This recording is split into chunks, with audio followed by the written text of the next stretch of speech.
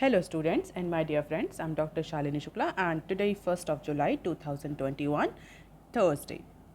Inspiration of the day is success isn't overnight, it is when every day you get a little better than the day before. It's all adds up. In today's discussion, we are going to cover these articles. Let's start with article number 1 given on page number 1. Finance Ministry reimposes austerity steps, no cap on health.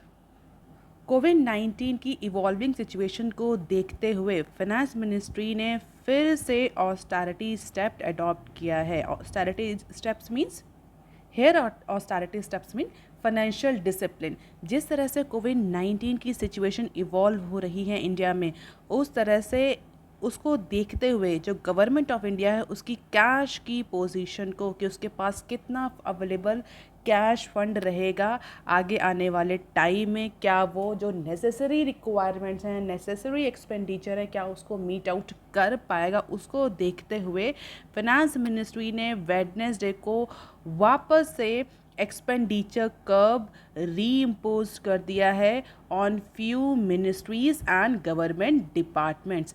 सीधी सी meaning इसकी यह है कि departments और ministries को यह direct किया गया है कि आगे आने वाले टाइम में जुलाई और सितंबर क्वार्टर में वो अपने खर्चे कम रखें. हालांकि इस तरह का रिस्ट्रिक्शंस जो है वो ministry of health, rural development, agriculture, MSME and Railways, in ministries पर इस तरह के खर्चों को लेकर के किसी भी तरह का कोई भी कर्व नहीं लगाया गया, क्योंकि गवर्नमेंट को भी पता है कि आगे आने वाले टाइम में अगर कोविड की सिचुएशन और ख़राब होती है, थर्ड वेव आती है, तो health, rural development, agriculture, MSME, railway, इन सबको सपोर्ट प्रोवाइड करना पड़ेगा. और फर्स्ट और सेकेंड वेव से ऑलरेडी बहुत ज़्यादा इम्पैक्ट हुए हैं ये सारे सेक्टर, जिसकी वजह से इन सेक्टर पर कोई भी स्पेंडिंग रिस्ट्रिक्शंस नहीं है. लेकिन इसके अलावा जितने भी मिनिस्ट्रीज़ हैं या गवर्नमेंट डिपार्टमेंट्स हैं, उनको अपने खर्चे में कटौती करने के लिए कहा गया है आगे आने वाले सितंबर क्वार्टर तक.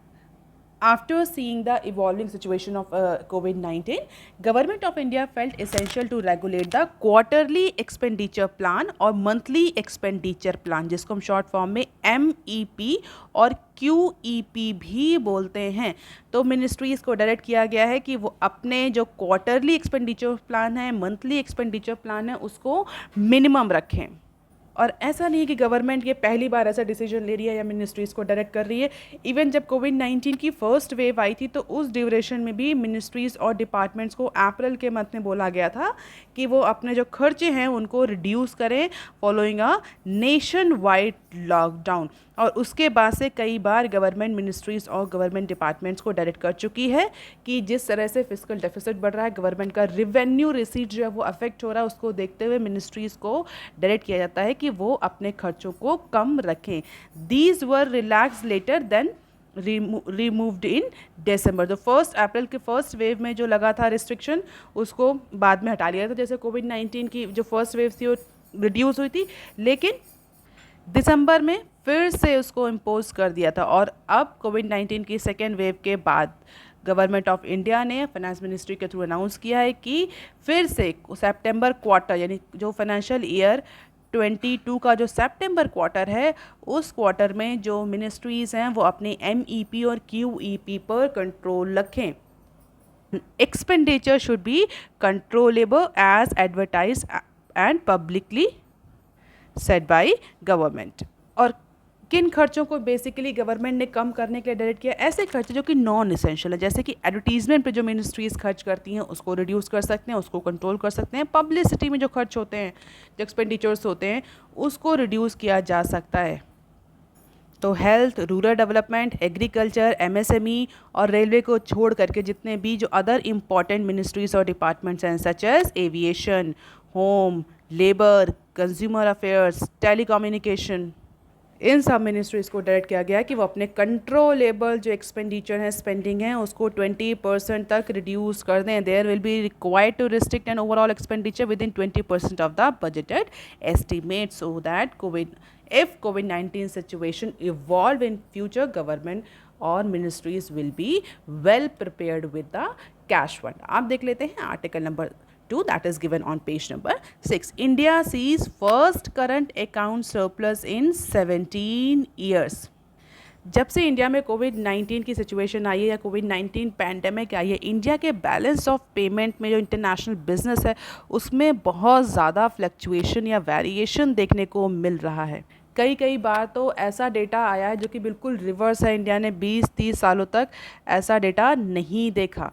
बट कोविड-19 की वजह से इंडिया के एक्सपोर्ट इंपोर्ट बहुत ज़्यादा इम्पैक्ट हुए हैं, जिसकी वजह से कई बार ट्रेड सरप्लस की भी सिचुएशन देखने को मिली, जो कि इंडिया के केस में रेयर सिचुएशन है।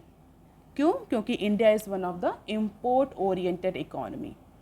तो रिसेंटली गवर्नमेंट ऑफ इंडिया ने फाइनेंशियल ईयर 21 का डेटा रिलीज़ किया है, एक्सपोर्ट इंपोर्ट का डेटा, बैलेंस ऑफ पेमेंट का डेटा, और उस डेटा के according India's current account balance recorded a surplus of 0.9% in financial year 21 as against a deficit of 0.9% in financial year 20. That was the normal year. Financial year 20 was the normal year. अगर हम ध्यान से देखें, अगर last quarter को छोड़ दें तो क्वार्टर 4 को अगर हम छोड़ दें तो it was quite normal year. उस बार उस पर्टिकुलर फाइनेंशियल ईयर में जो नॉर्मल ट्रेंड रहता है इंडिया के केस में 0.9% का डेफिसिट देखा गया था।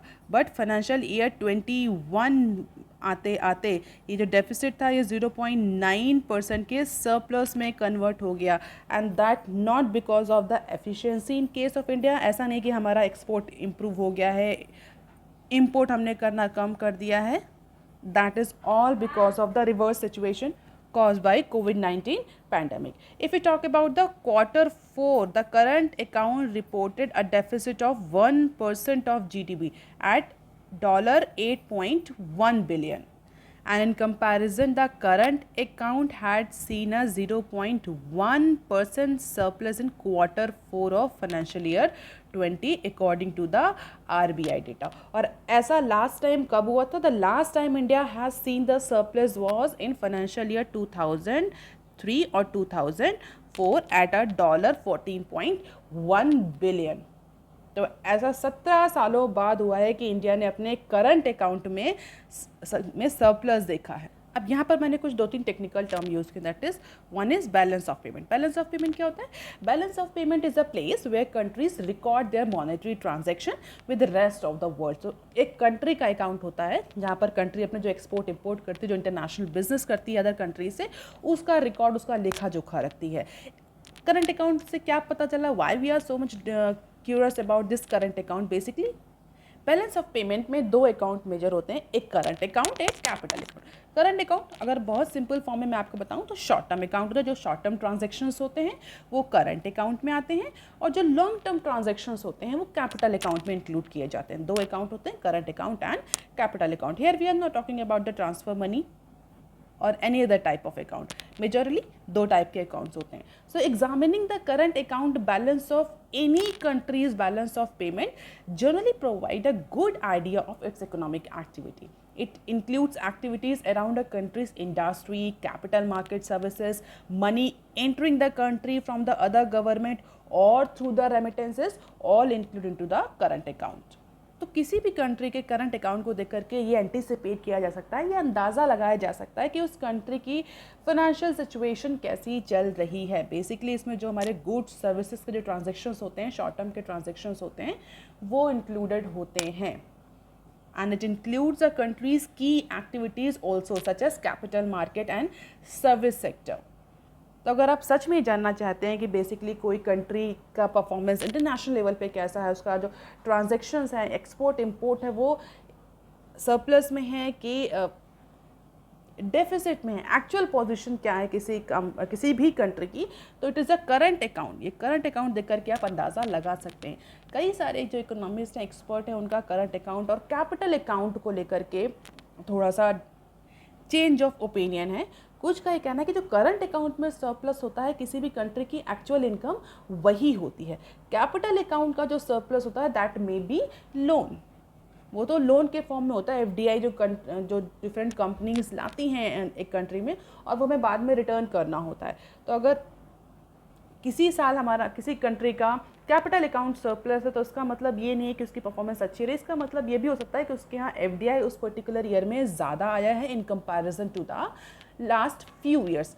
बट अगर करंट अकाउंट में सरप्लस है तो दैट क्लियरली इंडिकेटिंग कि उसका जो एक्सपोर्ट है गुड्स एंड सर्विसेज और शॉर्ट ट्रांजैक्शन के केस में वो इंपोर्ट को क्रॉस कर चुका है, और जो भी पैसा एक्सेस में आ रहा है, सरप्लस के फॉर्म में आ रहा है, that is totally belonging to that particular country. उसे अब किसी को वापस नहीं करना, वो उसका प्योर शीर प्रॉफिट है।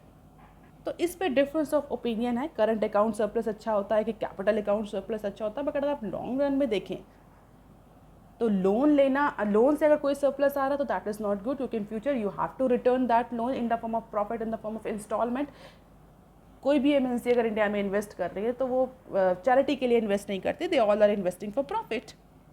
बट अगर करंट अकाउंट में सरप्लस हो रहा है तो that is a good indication कि हमारा जो एक्सपोर्ट है वो ज़्यादा कॉम्पिटिटिव हो रहा है, इंटरनेशनल मार्केट में हमारा एक्सपोर्ट बढ़ रहा है और इम्पोर्ट पर जो हमारी डिपेंडेंसी है वो कम हो रही है। तो जो भी प्रॉफिट आ रहा है वो कम कंट्री से प्योरली बिलोंग करता है। बट इसका मतलब ये नहीं है कि हमेशा करंट अकाउंट में सरप्लस आपको ये इंडिकेट करे कि कंट्री का जो एक्सपोर्ट है वो अच्छा है। कभी कभी कुछ अदर इकोनॉमिक सिचुएशंस की वजह से भी करंट अकाउंट सरप्लस दिखता है, जबकि एक्चुअल में वो कंट्री की एफिशिएंसी या इंक्रीज इन एक्सपोर्ट की वजह से नहीं होता।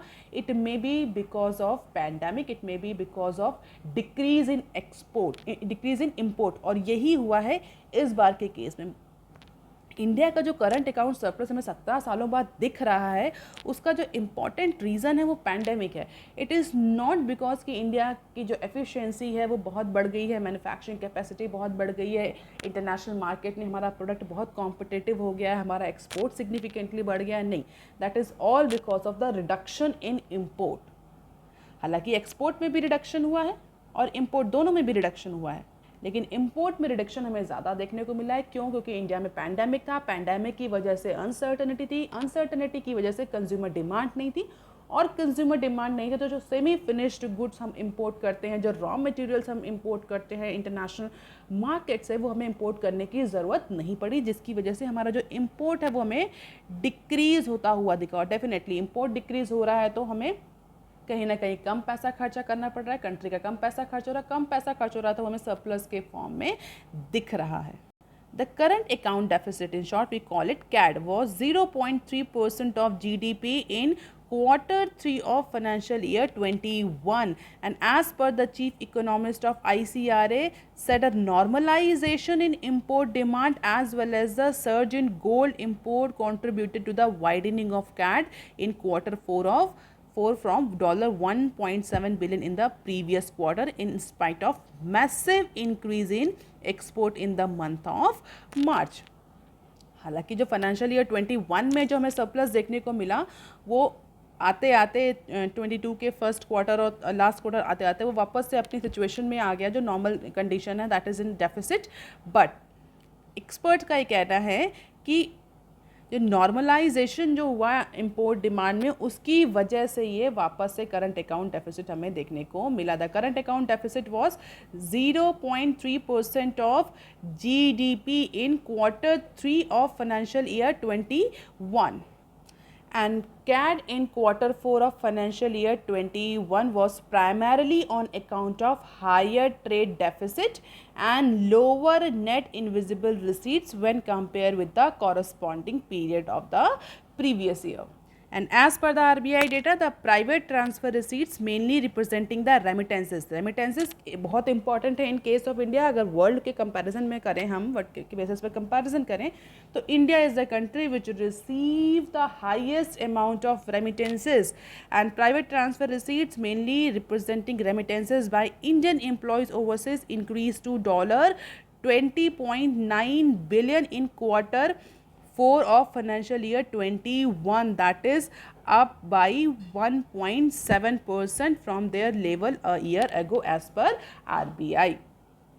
अब देख लेते हैं article number 3 that is given on page number 7. Cabinet okays ₹1 trillion for 5 years for new power reform. So the Cabinet Committee on Economic Affairs has given its note to a new scheme for the revival of power distribution in India. Power sector is very much affected. कोविड-19 की वजह से नहीं, पहले भी इस particular power generation distribution companies जो हैं उनकी सिचुएशन बहुत ज़्यादा ख़राब थी because of the high amount of liability, because of the high amount of debt. और कई बार बहुत सारी स्कीम्स लाई भी गई, गवर्नमेंट ने बहुत ज़्यादा सपोर्ट भी प्रोवाइड किया डिस्कॉम कंपनीज़ को, बट बहुत ज़्यादा इम्पैक्ट उसका देखने को नहीं मिला। And this is the second reform scheme for power distribution companies announced by Bharatiya Janata party. It comes a year after ambitious Ujjwal discom assurance योजना, उदय स्कीम जो लाई गई थी, और जो उसका इम्पैक्ट रहा, जो उसका इफ़ेक्ट देखने को मिला, वो बहुत ज़्यादा पॉजिटिव नहीं था। हालांकि कुछ इम्प्रूवमेंट, कुछ डिस्कॉम कंपनीज़ में इम्प्रूवमेंट देखने को मिला, बट उतना आउटकम नहीं आया जितना आउटकम डिज़ायरेबल था। The new scheme will have an outlay of 3 trillion for 5 years to financial year 26 with a gross budgetary support of 97,631 crore। तो 5 सालों के लिए एक नई स्कीम लाएगी जिसमें अप्रॉक्सीमेटली 3 ट्रिलियन का जो पैसा है वो लगाया जाएगा फिर से रिवाइव करने के लिए डिस्कॉम कंपनीज को। आज आप मुझे कमेंट सेक्शन में लिखकर बताइए कि what is the actual problem that discom companies are facing in India. ऐसे कैसे उन पर इतनी ज़्यादा लाइबिलिटी बढ़ गई जिसकी जो अपने वो लोन का रीपेमेंट नहीं कर पा रही, डेट लेडन है वो सारी discom companies. Most of the targets under Uday earlier slated to be met by 2020 have now been extended by another 5 years for after announcement of this new 3 trillion amount of money for Discom company, and the new target for bringing down the AT losses. AT losses means operational losses due to inefficient power system। जो चोरी होती है, जो distribution में जो loss होता है, उसकी वजह से जो लॉस होता है वो बहुत ह्यूज होता है डिस्कॉम कंपनीज में। पहले उसको रिड्यूस करने का जो टारगेट था उसको बढ़ा करके 15% तक कर दिया गया है। Cost revenue gap down to 0 and improvement in services of discom is 20 financial year 2024 to 25। तो जो टारगेट 2020 के लिए रखा गया था, फाइनेंशियल ईयर 2020 के लिए फॉर डिस्कॉम के लिए, कि आपको 15% तक अपना एएनटी लॉसेस रिड्यूस करना है, कॉस्ट रिवेन्यू गैप को 0 लाना है, उन सारे टारगेट का टाइम फ्रेम बढ़ा करके फाइनेंशियल ईयर 25 तक कर दिया गया है। So the reform based result linked revamped distribution sector scheme seeks to improve the operational efficiency at one hand, financial sustainability of the all discoms and power departments. तो ये जो भी स्कीम लाई गई है ये रिफॉर्म बेस्ड और result linked scheme है। इट मीन्स केवल उन्हीं डिस्कॉम कंपनीज को इससे बेनिफिट मिलेगा जो कि रिफॉर्म लाएंगी, जो कि रिजल्ट जनरेट करेंगी। It means incentive based scheme है। अगर डिस्कॉम कंपनीज अपने एएनटी लॉसेस को रिड्यूस करती हैं, कॉस्ट रेवेन्यू गैप को 0 तक लाने की कोशिश करती हैं, उसके रिजल्ट्स आउटकम विजिबल होते हैं, in that case that particular discom company will be provided the support from this particular scheme. तो उसका जो नाम है स्कीम का वो reform based result linked revamped distribution sector scheme है, and it's basically seeking to improve the operational efficiency by reducing the ANT losses and to cost revenue gap down to 0। तो clearly government ने बोल दिया है, if you are bringing reforms, if you are generating results, if you are revamping the distribution sector, then only we will provide you the conditional financial assistance and we will provide the money to all discoms for strengthening to supply infrastructure if they actually produce the result, unlike the previous scheme. So these are the other important decision that has been taken by cabinet on Tuesday, जिसमें cabinet ने 19,000 करोड़ का viability gap funding Bharat net के under announce किया है for 16 state. तो ये भी एक बहुत इंपॉर्टेंट डिसीजन है। 6.29 ट्रिलियन फॉर कोविड-19 relief package. Cabinet note to memorandum of understanding between India and Gambia on governance reforms. Aatmanirbhar Bharat Yojana deadline extended to March 2022। So these are the other important decision that has been taken by Cabinet Committee on Tuesday। अब देख लेते हैं some other news clip। Brazil suspended $324 million wax deal with Bharat biotech. Transactions में irregularities को देखते हुए Brazil ने जो भारत बायोटेक के साथ जो डील करी थी वैक्सीन प्रोक्योरमेंट को लेकर के, जिसकी वर्थ थी $324 मिलियन, $324 मिलियन, उस डील को कैंसिल कर दिया है because of the allegations that were put on the president for irregularities into this dealing. The deal to buy 20 million doses of Bharat Biotech Covax shot has become a headache for the president went public with alleged irregularities. This news went viral. हालांकि government का ये कहना है कि इस तरह की कोई भी रेगुलेटरी नहीं हुई है, ब्राज़ील गवर्नमेंट का ये कहना है। इंडिया ने उसके साइड से क्या एक्सप्लेनेशन दिया है? एमिड the raising controversies in Brazil over the procurement of Covaxin by Indian vaccine makers had clarified that it has not received any advance payment from health ministry of that country। तो Bharat biotech ने clear कर दिया कि भैया हमें कोई advance payment नहीं मिला है अभी किसी भी शॉट को या जैप के प्रोक्योरमेंट को लेकर के। तो जो कंपनी इन्वॉल्व थी मेडिसिन बायोटेक, उसने किसी भी तरह का एडवांस पेमेंट नहीं किया है। The controversy is around the price of Covaxin that is $15 a dose and the invoice of $25 million raised by Madison Biotech, whose name does not feature in the vaccine supply contract। अब देख लेते हैं next clip. Removed 59K pieces of content, Google report. Google India has published it's first transparency report, जो कि नए IT rule में mandatory है। First transparency report under new IT rules which includes detail of complaint received from the users in country and action taken by Google across all its platform and that are classified as significant social media intermediaries under new IT rule। तो transparency report publish करी है Google ने first time as per the new IT rule, और उस particular report में कितनी complain receive हुई इसका डिस्क्लोजर है और कितना कंटेंट रिमूव हुआ उसका डिस्क्लोजर है। So the total complaint received by Google during April 1 to 30 is 27,762 and the number of removal action taken by Google based on these complaint is 59,350। और reason क्या है? बेसिक जो रीज़न गूगल ने भी reason भी बताए हैं कि why this much amount of content has been taken away. Trademark violation, defamation, other legal content, counterfeit, circumventions, copyright violation, ये सारे बेसिक रीजंस थे जिनकी वजह से गूगल ने वो कंटेंट को वापस लिया, कंटेंट को डिस्प्ले करने से मना कर दिया। एंड सबसे इम्पोर्टेंट जो रीज़न था वो कॉपीराइट वॉयलेशन था। 96.2% जो कंटेंट रिमूव किया गया है उसका 96.2% है वो कॉपीराइट वॉयलेशन की वजह से रिमूव हुआ है। अब देख लेते हैं next clip. Core sector output to grow 16.8% year on low basis. तो पिछले साल के कंपैरिजन में लो बेस के कारण इस बार भी मई के मंथ में 16.8% का इंक्रीज देखने को मिल रहा है into core sector output. What are core sector output?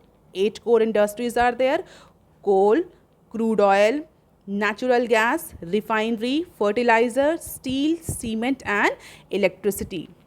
तो पिछले साल अगर आपको याद हो तो इस पर्टिकुलर ड्यूरेशन में अप्रैल से लेकर के जून तक इंडिया ने एक सीवियर लॉकडाउन फेस किया था। उस समय जितने भी इंडिकेटर्स से कोर सेक्टर्स ही नहीं, अदर जो इंडिकेटर्स है मैन्युफैक्चरिंग इंडेक्सेस, सर्विस इंडेक्सेस, वो सब फॉल कर गए थे। तो उस पर्टिकुलर ईयर से अगर इस आज के फाइनेंशियल ईयर को कंपेयर किया जाएगा तो लो बेस का इफेक्ट देखने को मिलेगा, और उसी लो बेस के इफेक्ट के कारण जो कोर सेक्टर का आउटपुट है वो 16% तक बढ़ा हुआ दिख रहा है, और अप्रैल में यही 60% तक का इंक्रीज होता हुआ दिख रहा था।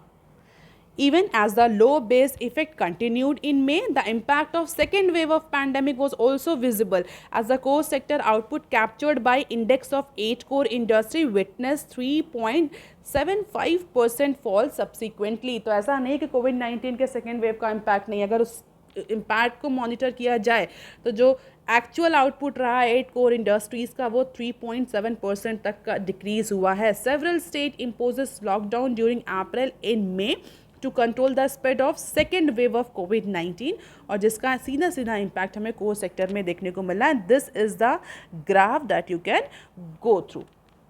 So that's all for today, students. If you want lecture PDF, you can join my Telegram channel. You can also follow me on other social media platform. If you have any query and suggestion, you can write on comment section below. Please like, share and subscribe. Thank you.